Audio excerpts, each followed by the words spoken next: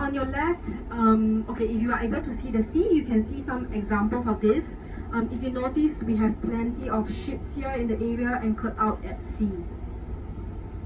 These are part of the vast anchorage area that is managed by the Port of Singapore. And together with our 9 major port terminals, Singapore supports the highest transshipment volume in the world. And is the world's second busiest port by volume. So we surpass all major ports in China, doing all your Taobao shipping. Korea, US, UAE, Hong Kong, we are only surpassed by Shanghai. Again, among other accolades, Singapore hosts many major industries, finance, R&D, petrochemicals, trade. Many visitors and expats flood to Singapore from around the world. Now, how did we fit everyone and everything into our small country? The answer is that Singapore does indeed defy its own size, because we innovate in our land use planning. Singapore is a country that is, in fact, constantly growing. The British started the long tradition of land reclamation since the colonial days, and we have continued to fill up land from the sea since then. A whopping 25% of our land was created from scratch and was formerly the sea. You'll get to see some examples of this later, not just on the ground that we're traveling on right now, which is reclaimed land, but also at our destination, Marina Bay.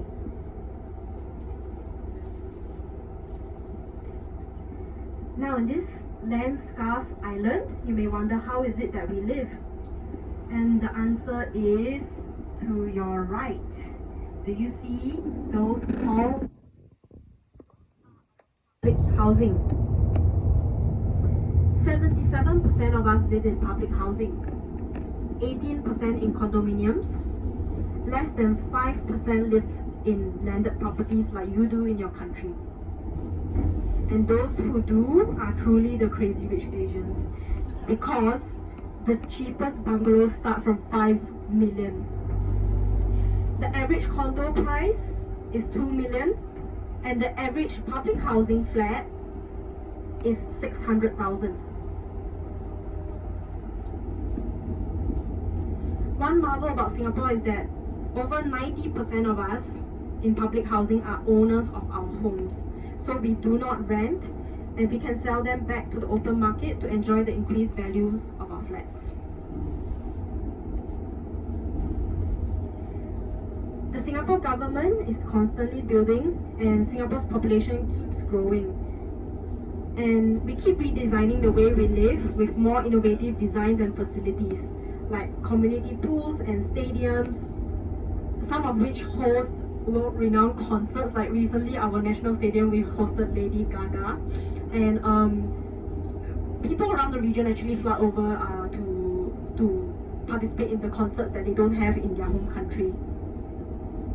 So we have various facilities that enhance our way of life and allow us to hold various activities together.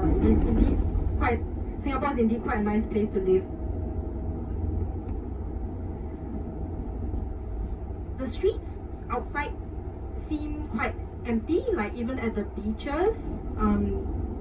Do you know how many people reside in Singapore? Any guesses? Okay, so we have 3.6 million citizens. That's very little, right? It's a wonder how around the world sometimes you come across Singapore to travel, even though we are a small population. And the total resident population is 6 million. This is also of expats, foreign workers, and students. So we have a funny way of calculating our population, because all these transient, longer-term workers do stay here for a long time and make up a sizable proportion of the residents here. So indeed, most of us that are residents in Singapore are either working or at school. Singapore is also known for its rich multicultural diversity, as our forefathers came from different parts of the world. We are Chinese, Malay, Indians, Eurasians, and others.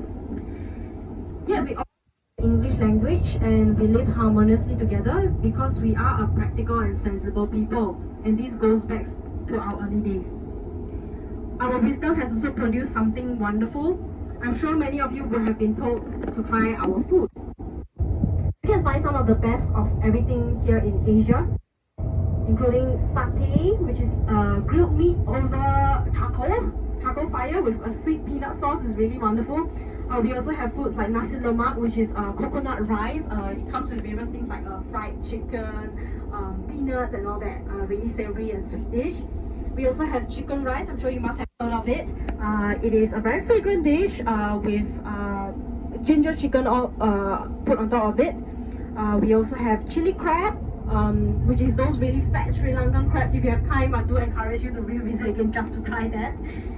And also laksa, which is a spicy noodle with coconut milk in it. Really exotic try for those of you who do not frequent Southeast Asia. And also roti prata, which is a type of Indian naan of sorts. Yes. So do remember to try some of this at our airport. You can try some of it, for example, like at least chicken rice. And you should definitely revisit again to experience the real deal at our over 100 hawker centers that we have in the country. So keep your eyes peeled. Very soon we'll be emerging into the Marina Bay area.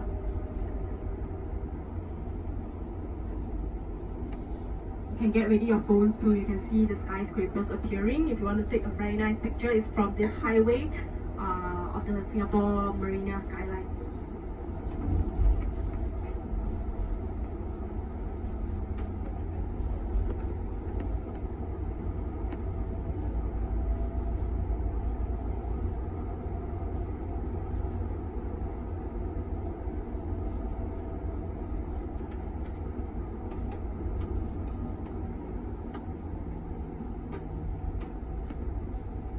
So now while you're not occupied with looking at Marina Bay, let me tell you a little bit about it. The entire piece of land was created from scratch by reclaiming it from the sea. Far off later, when you can see the sea, there is actually a barrage that is used to dam the sea from coming in. See it to the effect.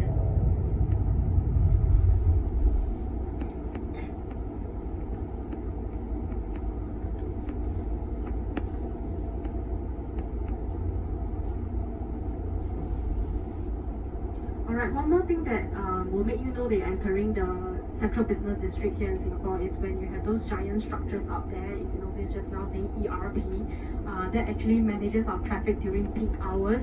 There's a toll pricing that is charged to you at certain timings, and it's really Singapore's way of letting people still own cars in a tiny island with limited land space. Okay, Marina Bay is soon coming into view.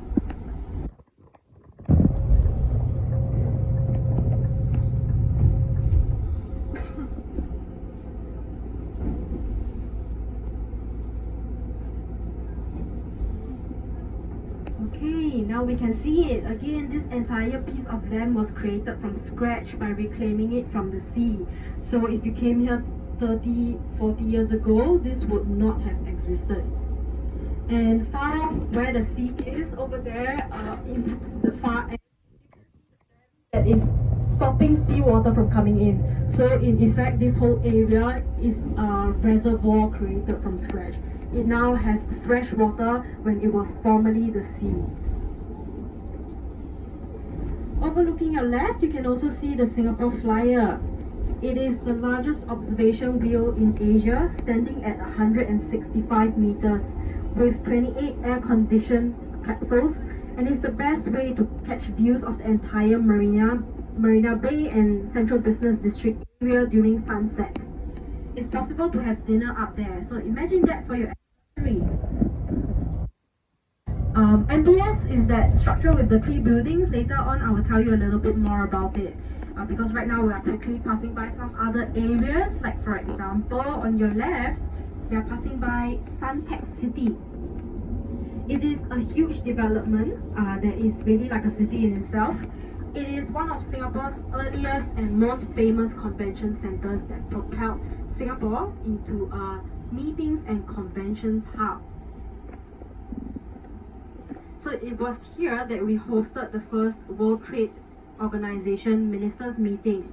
And ever since then, you may know Singapore for hosting various events that brings in visitors from around the world. And that is a core part of our tourism strategy.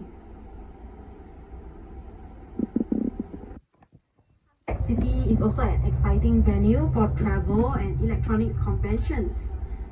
So if you want to know what's the latest going on in the travel industry, what good deals there are out there in terms of